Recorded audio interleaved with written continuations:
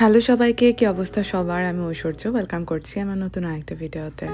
এখন বাজে ভোর 5:30, আজকে শনিবার। এত সকালে ঘুম থেকে উঠে আসলে আমার নিজেকে সামলে নিতেই কষ্ট হচ্ছে। আমার এত তাড়াতাড়ি ঘুম থেকে ওঠার একেবারেই অভ্যাস নেই। তার উপরে আমি সারারাত ঘুমাইও নেই। ইদানিং না পরদিন যদি কিছু একটা থাকে আমার রাতে একদম ঘুম হয় না। আমি শুধু ছটফট করি। এটা যে কি একটা বাজে জিনিস, মানে আগেও আমার এমন হতো। পরদিন যদি আমি কোনো একটা ট্যুরে যাবো, কোথাও যাবো, সেই চিন্তায় আমার ঘুম হতো না। আর ইদানিং একদমই মার মতো হয়ে গেছি। আমার ভোরবেলা ওঠা নিয়ে আমার কোনো অ্যালার্মের প্রয়োজনই পড়ে না। আমার ঘুম এমনি এমনিই ভেঙে যায়। তো যাই হোক, আমি সকালে উঠে আগে চা বসিয়ে দিলাম। ওদেরকে পরে তুলবো একদম। মামনিকে তো একদম শেষে উঠাবো। আগে আমি রেডি-টেডি হবো, সবকিছু গোছগাছ করবো। তারপর একদম পরে ওদেরকে ডাক দিব। তো আমরা যেহেতু একটু ড্রাইভে বেরোচ্ছি, মানে আমাদের প্রায় 2 ঘন্টার মতো রাস্তায় মানে আমাদের রোড ট্রিপ করতে হবে। আমরা একটু দূরে যাচ্ছি বাসা থেকে।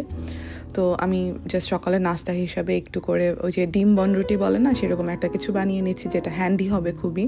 ওর বাবা ড্রাইভ করতে করতেও খেতে পারবে।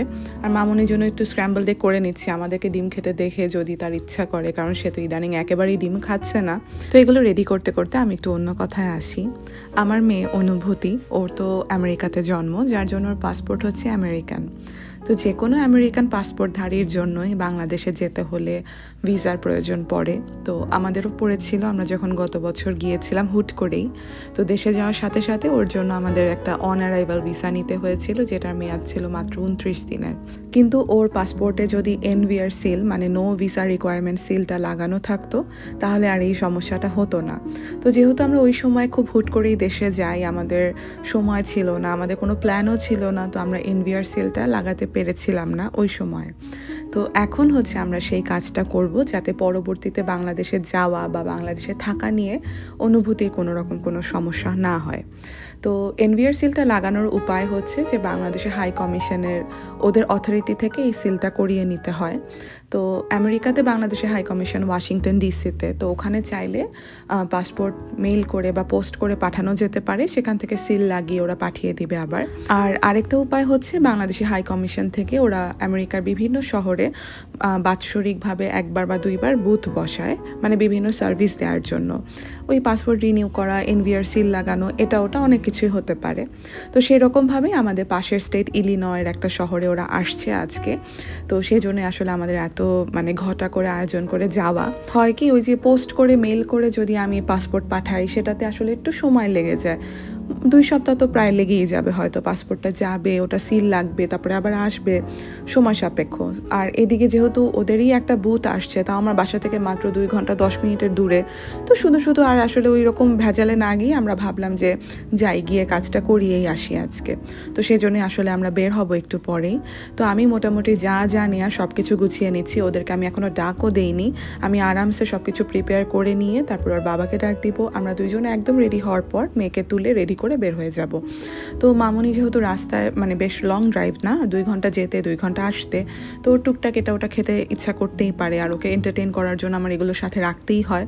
তো ওই যে একটু ফ্রুটস নিলাম, একটু কুকিজ নিলাম, একটু চিপস নিলাম, এরকম করতে করতে অনেক কিছু হয়ে গেছে।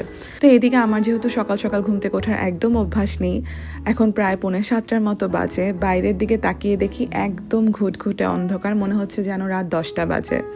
তো যাই হোক, আমি রেডি হয়ে নিলাম, আর বাকি যা নেয়ার ছিল সেগুলো নিয়ে নিচ্ছি। মামুনির জন্য দুধ, যেটা আমার সব সময় সাথে থাকে, আর ওর জন্য একটু জল, আবার কোন সময় না কোন সময় আবার বলবে যে মা দই দাও, সেজন্য একটু দইও নিয়ে নিচ্ছি। তো সব কিছু গোছগাছ করে আমরা দুইজনে রেডি হয়ে নিলাম। মামুনিকেও ঘুম থেকে তুলে একদম রেডি করে নিয়েছি। আর এখন সবার শেষের কাজটা হচ্ছে আমার চাটাকে থার্মাল ফ্লাস্কে নেয়ার। তো আমি সবসময় এরকম কোথাও নিয়ে যাওয়ার আগে চাকে আবার আরেকটু গরম করে নেই, যাতে অনেকক্ষণ ধরে জিনিসটা ওয়ার্ম থাকে।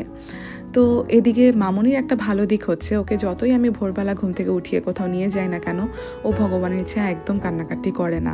সে আসলে এক্সাইটেড হয়ে যায় যে তাকে নিয়ে আমরা এখন বের হব। এটা অনেক ভালো একটা দিক আসলেই। তা না হলে কিন্তু এই ঘুম থেকে উঠিয়ে যদি ওকে আমি ওর কান্নাকাটি শুরু করে দেয়, তাহলে ওকে সামলাবো না বের হব। কিন্তু ও আসলে ভগবানের কৃপায় এই কান্নাকাটিটা কখনোই করে না।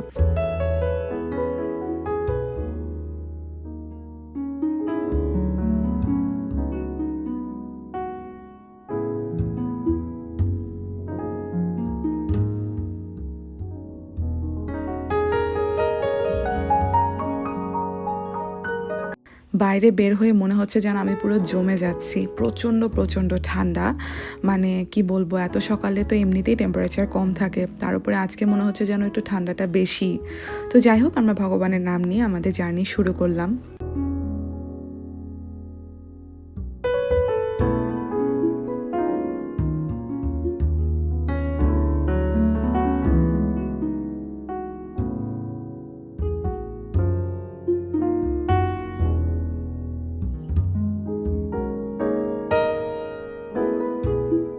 তো প্রায় 2 ঘন্টা 10 মিনিট পর আমরা চলে আসলাম আমাদের যে ডেস্টিনেশন সেখানে।